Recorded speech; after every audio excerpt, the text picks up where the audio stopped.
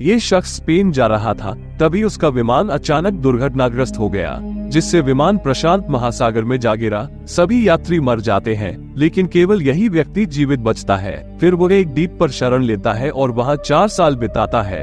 हमारी आज की कहानी सिर्फ एक कहानी नहीं है, यह एक सच्ची कहानी है। तो चलिए कहानी के बारे में जानते हैं। इस आदमी का नाम चक नोलैंड है। ये दरअसल फेडेक्स नामक कंपनी में डिलीवरी मैन के रूप में काम करता था।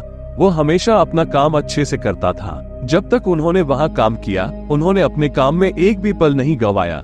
वे हमेशा घड़ी देखते थे और अपना काम समय पर पूरा करते थे। उन्होंने अपने कुछ सहयोगियों को भी अच्छा काम करने के लिए प्रोत्साहित किया। चूंकि वो प्रोडक्ट डिलीवरी का काम करता था, इसलिए वो हमेशा सभी के दरवाजे पर सही समय पर प्रोडक्ट पहुंचाता था। इसीलिए सभी लोग उससे बहुत प्यार करते थे। तब सभी ने उससे पूछा, क्या आपके जीवन में कोई यादगार घटना है जो आपने प्रोडक्ट डिलीवरी करते समय की हो? उन्होंने आगे कहा, मैं एक बार ट्रक में सामान पहुंचाने गया था, लेकिन ट्रक खराब हो गया तो मैंने एक बच्चे की साइकिल ली और फिर सामान पहुंचाया। मैं कभी भी कहीं भी 1 मिनट भी लेट नहीं होता था। उसके बाद वो अपने ऑफिस का सारा काम खत्म करके अपनी गर्लफ्रेंड से मिलने आ जाता था। हालांकि वो हमेशा अपनी गर्लफ्रेंड को अच्छा समय नहीं दे पाता था, क्योंकि वो हमेशा अपने ऑफिस के काम में बहुत व्यस्त रहता था। एक दिन क्रिसमस की छुट्टियों के दौरान जब वे सभी एक साथ खाना खा रहे थे, तो चक के दोस्त उससे कह रहे थे, तुम्हें केली जैसी पत्नी फिर कभी नहीं मिलेगी, इसलिए जल्दी से शादी कर लो। फिर चक कहता है, हाँ मैंने भी ऐसा सोचा था। मैं वास्तव में नए साल में शादी करने के बारे में सोच रहा था। और तभी वो अपनी घड़ी निकालता है और समय देखता है। उसकी प्रेमिका उससे कहती है, अभी तो तुम मेरे साथ नया साल मनाओ। लेकिन चक कहता है, हाँ मैं ऑफिस का काम खत्म करके जल्द ही वापस आऊंगा और फिर तुमसे शादी करूंगा। तब उसकी गर्लफ्रेंड कहती है, हाँ बेशक, शादी से पहले आपको दंत चिकित्सक को दिखाने की जरूरत है, क्योंकि चक के दांत पिछले कुछ समय से दर्द कर रहे हैं। वैसे भी चक उस दिन अपने ऑफिस के काम से मलेशिया जाने की तैयारी कर रहा था। चक जाने से पहले उसकी प्रेमिका उसे नए साल के लिए एक घड़ी गिफ्ट देती है। वो अपनी प्रेमिका को अलविदा कहता है और विमान पर चढ़ जाता है। विमान में चढ़ने के तुरंत बाद वो सो जाता है, लेकिन जब वो थोड़ी देर बाद उठता है तो पायलट से पूछता है कि हम अभी कहाँ हैं, और पायलट बताता है कि खराब मौसम के कारण हम अपने मूल मार्ग से 20 किलोमीटर दूर हैं। असल में उनका विमान प्रशांत महासागर के ऊपर था और उसके कुछ ही देर बाद तूफान शुरू हो गया। वास्तव में किसी को समझ नहीं आया कि उनके साथ क्या हो रहा है, इसलिए सभी पायलटों ने अपने गंतव्य तक पहुंचने की कोशिश की, लेकिन अपने सर्वोत्तम प्रयासों के बावजूद तूफान के कारण वे नहीं जा सके। चक ने ये सब देखा और फ्रेश होने के लिए वॉशरूम चला गया। तभी अचानक प्लेन की खिड़की टूट गई और हवा अंदर आने लगी। तभी एक पायलट तेजी से आया और चक को ऑक्सीजन मास्क पहनाया। दरअसल कई कोशिशों के बावजूद पायलट विमान को ठीक से नियंत्रित नहीं कर पाए। तब उन्हें एहसास हुआ कि शायद उनका विमान इस समुद्र में दुर्घटनाग्रस्त हो जाएगा, इसलिए वे सभी लाइफ जैकेट के साथ तैयार हो गए। इन सब के बावजूद चक अपनी प्रेमिका द्वारा दिया गया उपहार अपने पास रखता है।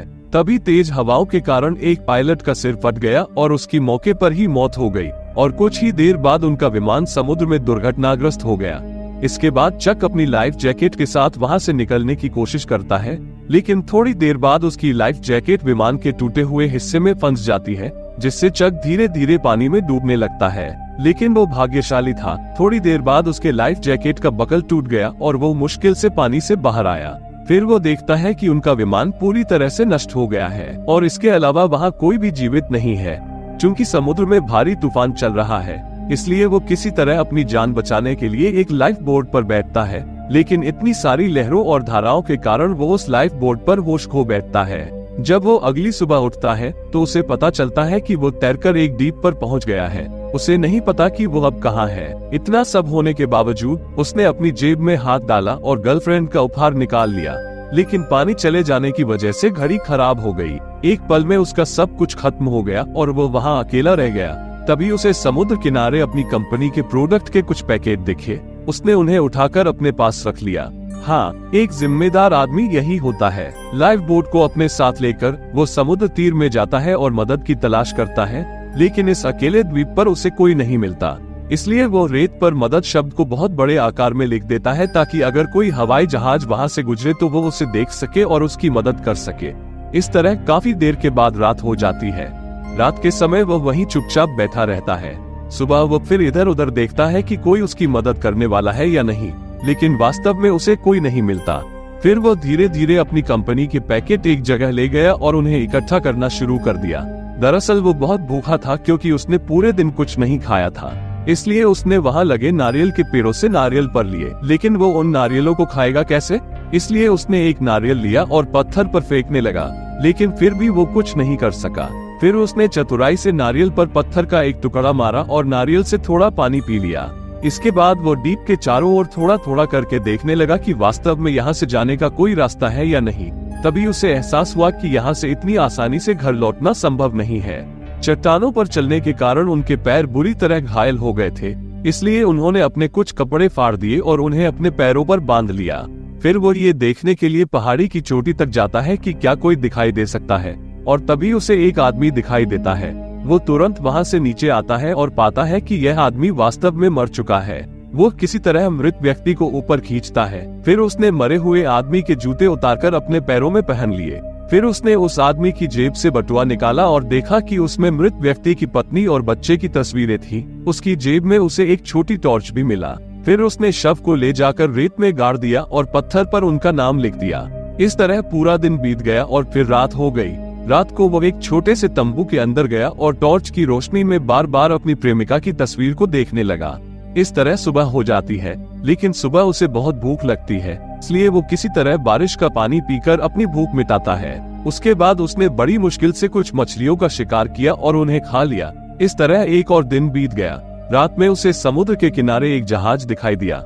वो जल्दी से टॉर्च की रोशनी लेकर आया और उनकी तरफ रोशनी डालने लगा, लेकिन फिर भी वे उसे नहीं देख सके। फिर सुबह होते ही उसने जल्दी से अपना लाइफ बोर्ड लिया और जहाज की ओर रवाना हो गया। हालांकि कुछ देर बाद एक तेज लहर के कारण उनका लाइफ बोर्ड पलट गया, जिससे वो एक चट्टान से टकरा गया और उनके शरीर का एक बड़ा हिस्सा कट गया। असफल होकर वो लाइफ बोर्ड के साथ द्वीप पर लौटता है और तभी एक बड़ा तूफान आता है। उनका एकमात्र सहारा लाइफ बोर्ड को किसी तरह पत्थरों से ढक देता है ताकि वो उड़ न जाए। फिर उसने एक गुफा के अंदर शरण ली और बाहर बहुत तेज तूफान आ रहा था। वो गुफा के अंदर केवल पानी के साथ सो गया। जब तूफान रुका तो उसने देखा कि उसकी लाइट की बैटरी खत्म हो गई थी और उसका पैर भी बुरी तरह कट गया था। भूख से छटपटा रहा था। वो इधर उधर खाने की तलाश कर रहा था, लेकिन उसे कुछ नहीं मिला। तभी अचानक उसे याद आया कि उसके पास वो पार्सल है, शायद अंदर कहीं खाना होगा। उसने फिर उन पार्सल को एक एक करके खोला, लेकिन उसे इसमें कोई भोजन नहीं मिला। उसे उन पार्सल के अंदर एक फुटबॉल, एक जोड़ी जूते और एक लड़की की पोशाक मिली, लेकिन उसने एक पार्सल नहीं खोला। फिर उसने उस जूते की मदद से किसी तरह कपड़े काटे और उन कपड़ों से मछली पकड़ने का जाल बनाया। चूंकि वो बहुत भूखा था, इसलिए उसने एक मछली पकड़ी और उसे कच्चा ही खा लिया। फिर उसे एक केकड़ा मिला, लेकिन वास्तव में उसके पास केकड़े को कच्चा खाने की हिम्मत नहीं थी।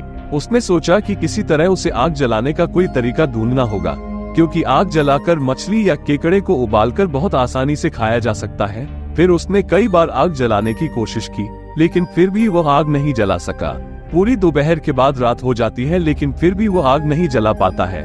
लेकिन वह हारता नहीं है, वो बार बार कोशिश करता रहता है। फिर जब वह थक जाता है और सो जाता है, तो सुबह उठकर फिर से आग जलाने की कोशिश करता है, लेकिन उसके हाथों पर छाले पड़ गए थे। बेचारा असहाय हो गया और वहाँ मौजूद नारियल का एक टुकड़ा खाने लगा। लेकिन वो कब तक ऐसे बच पाता, इसलिए वो फिर से आग लगाने की कोशिश करता है ताकि किसी तरह वो मछलियों को पकड़ सके और उन्हें जला कर खा सके। लेकिन आग जलाते समय अचानक उसका हाथ कट जाता है, जिससे वो गुस्से में सब कुछ इधर उधर फेंक देता है।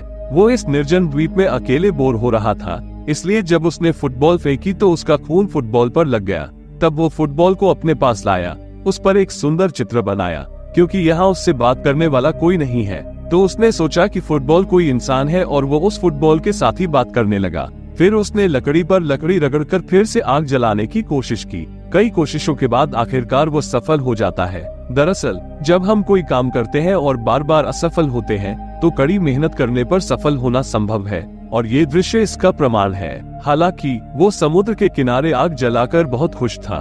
उसने आग के चारों ओर नृत्य किया। फिर उसने समुद्र से एक मछली पकड़ी, उसे आग में जला दिया और लंबे समय के बाद अच्छा भोजन किया। इसके बाद उन्होंने फुटबॉल से अकेले में बात करना शुरू किया और फुटबॉल का नाम विल्सन रखा। फिर वो रेत पर नक्शा बनाना शुरू करता है। काफी गणना करने के बाद उसे पता चलता है कि वो वास्तव में अपने शहर से 5 लाख वर्ग मील दूर है। वैसे भी वो वहाँ एक और रात बिताता है, लेकिन अगली सुबह उसके दांत दुखने लगते हैं। इसके बाद दांत में दर्द होने पर उसने जूते के साथ आए ब्लेड से अपना ही दांत उखाड़ लिया। इस तरह ठीक 4 साल बीत गए। इन 4 सालों में उसने कई बार कोशिश की लेकिन किसी तरह वहां से निकल नहीं सका। लेकिन अब वो इस द्वीप में काफी अच्छा है। उसे सब कुछ समझ में आ गया है कि इस द्वीप में कैसे रहना है। इसके अलावा ये द्वीप अब उसके लिए बहुत परिचित है और उसकी दाढ़ी और मूंछें बहुत बड़ी हो गई है। वो अब आसानी से समुद्र से मछलियां पकड़ सकता है और उन्हें कच्चा खा सकता है। वो हर दिन या महीने को एक पत्थर पर लिखता है। लेकिन एक सुबह अचानक उसे वहाँ स्टील का एक बड़ा टुकड़ा दिखाई देता है।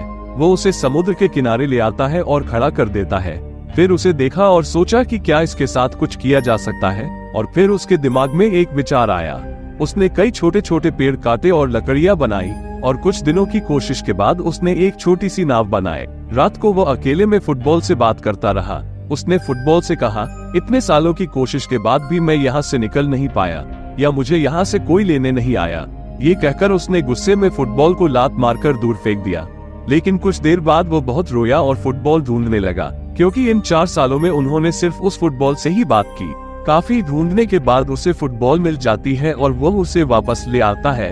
कई दिनों की कोशिश के बाद अब उसने अपनी नाव पूरी कर ली है। इसलिए वो अपनी प्रेमिका द्वारा दी गई घड़ी, एक पार्सल और फुटबॉल के साथ अपनी छोटी नाव पर सवार होता है। लेकिन जाने से पहले वो पत्थर पर लिखता है, मैं यहाँ 1500 दिनों से फंसा हुआ हूँ और मैं अपनी प्रेमिका से बहुत प्यार करता हूँ। फिर वो अपनी छोटी सी नाव लेता है और समुद्र में निकल जाता है। लेकिन थोड़ी देर बाद वहाँ बड़ी बड़ी लहरें आने लगी। फिर भी वो रुकने वाला नहीं था। वो अपनी पूरी ताकत लगाकर आगे बढ़ने की कोशिश करता रहा। लेकिन थोड़ी देर बाद एक बहुत बड़ी लहर के कारण वो लगभग बह गया। लेकिन किसी तरह उसने खुद को बचाया और आगे बढ़ता रहा। इस तरह पूरी रात गुजर गई और फिर सुबह हो गई। सुबह वह खाने के लिए समुद्र से मछलियां पकड़ता है। रात को फिर एक बड़ा तूफान शुरू होता है। बड़े तूफान में उसकी नाव के ऊपर लगा टिन का टुकड़ा उड़ जाता है। वह किसी तरह नाव से चिपक जाता है और बच जाता है। अब सुबह देखा जा सकता है कि उनकी नाव लगभग नष्ट हो चुकी है और वो शारीरिक रूप से बहुत कमजोर है। लेकिन वह उठता है और देखता है कि फुटबॉल अब उसके पास नहीं है। वो फुटबॉल को अपने पास लाने की बहुत कोशिश करता है, लेकिन समुद्री लहरों के कारण फुटबॉल उससे बहुत दूर चला गया। फिर वो अपनी नाव पर लौट आया और बहुत रोने लगा, क्योंकि वो उस फुटबॉल को अपने बच्चे की तरह प्यार करता था और वो थके हुए शरीर के साथ वहीं पड़ा रहा। लेकिन थोड़ी देर बाद एक बड़ा कंटेनर जहाज वहां से गुजरा। ये देखकर उसे बहुत आश्चर्य हुआ। फिर जहाज पर मौजूद आदमी उसे वहां से बचा लेता है। इस तरह 4 साल बाद वह जीवित अपने देश लौट आता है। और जब किसी ने ये खबर उसकी प्रेमिका को दी तो केली यह सुनकर बेहोश हो गई, क्योंकि सभी ने सोचा कि चक की 4 साल पहले मृत्यु हो गई थी। एयरपोर्ट पर उतरकर वो अपने परिचित लोगों की तलाश करता है तो उसकी मुलाकात अपने दंत चिकित्सक से हुई। दरअसल उसकी प्रेमिका को लगा कि वो मर चुका है, इसलिए उसने इस दंत चिकित्सक से शादी कर ली। ये सुनकर चक का दिल टूट जाता है। वो खिड़की से बाहर देखता है कि केली उसके लिए रो रही है और उसका पति उसे ले जा रहा है। जब वो कार्यालय लौटता है तो सभी लोग उसे देखकर बहुत खुश होते हैं, लेकिन उसने अपने 4 साल खो दिए। इतने लंबे समय के बाद वास्तव में इतना सारा भोजन देखकर वो और भी आश्चर्यचकित हो जाता है और सोचने लगता है कि वास्तव में लोगों का जीवन कैसा है। कुछ दिन पहले उसे भोजन नहीं मिला था और अब भोजन की कोई कमी नहीं है। वो रात में लेट जाता है और अपनी प्रेमिका की तस्वीर को देखता रहता है। फिर वो बारिश में अपनी प्रेमिका से मिलने के लिए टैक्सी लेता है। उसकी प्रेमिका की एक प्यारी बेटी है। हालांकि उसकी प्रेमिका अभी भी उससे प्यार करती है, लेकिन वास्तव में उसके पास करने के लिए कुछ नहीं है। तब उसकी प्रेमिका ने उससे कहा, मैं कई वर्षों से तुम्हारा इंतजार कर रही हूँ। फिर उसने एक नक्शा निकाला और दिखाया कि आपका विमान यहाँ दुर्घटनाग्रस्त हो गया। उसके बाद आपको बहुत देर तक खोजा गया और कहीं भी नहीं पाया गया। सभी ने सोचा कि आप मर गए होंगे और ये खबर अखबार में भी छपी। उसकी प्रेमिका ने अपनी 5 साल पुरानी कार को गैराज में सावधानी से पार्क किया था। उसने उसकी कार वापस कर दी और चक कार लेकर चला गया और केली ने थोड़ी देर बाद उसकी राह देखी।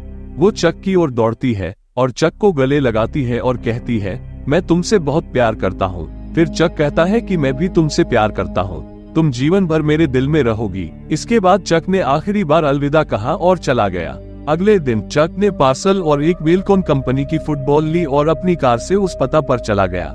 क्या आपको याद है, तब उन्होंने एक पार्सल नहीं खोला था। वो उसे डिलीवर करने के लिए निकल गए, लेकिन उस पता पर उसे कोई नहीं मिला। फिर उसने एक कागज के टुकड़े पर लिखा कि इस पार्सल ने उसकी जान बचाई है। फिर वो पार्सल वहीं छोड़कर चला गया। लेकिन वो चारों सड़कों के बीच में आ गया और उसे समझ नहीं आया कि वो किस दिशा से आया है। इसलिए उसने एक नक्शा निकाला और देखा कि वो किस दिशा में जाएगा। तभी वहाँ एक खूबसूरत लड़की आई। उस लड़की ने फिर उसकी मदद की। लड़की ने उसे समझाया कि असल में वह किस रास्ते से जाएगा। इतना कहते हुए जब लड़की वहाँ से गुजर रही थी तो उसने पार्सल के ऊपर और लड़की की कार पर भी सेम साइन देखा। तब उसे एहसास होता है कि पार्सल शायद इस लड़की का था, लेकिन वो 4 साल बाद भी पार्सल वापस करने में कामयाब रहा और वो मन ही मन मुस्कुराता है। इससे हम समझते हैं कि चक एक ईमानदार और वफादार आदमी था और यह कहानी यहीं समाप्त होती है।